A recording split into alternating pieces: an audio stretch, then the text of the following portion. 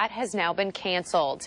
In other news, you could hear hearts break everywhere when news broke over the weekend that George Clooney got engaged. So who is the lucky woman who finally got George to settle down?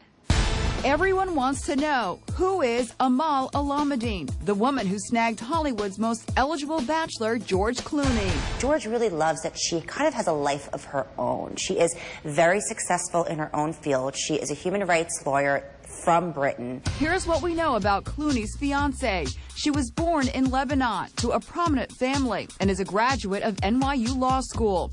Her mother is a respected newspaper editor who often appears as a talking head on the Middle East. The future Mrs. Clooney is fluent in 3 languages, French, Arabic, and English. George and Amal both do tons of charity work. They do human rights activity for countries like Syria and Somalia. She's unlike anyone Clooney's ever dated. She's not in the public eye. She's not a famous socialite who is known to be dating celebrities. You know, she really came out of nowhere. Clooney has only been married once before, to Mad Men actress Talia Balsam, back in the early 90s. After their breakup, Clooney swore he'd never marry again.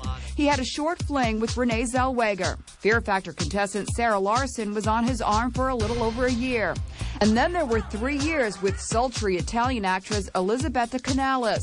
Most recently, Clooney spent 2 years with former pro wrestler Stacy Keibler. They broke up last July. Now Clooney seems to have settled on the most unlikely woman of all. You know, I guess when you find love, you find it. A few weeks ago, we told you about the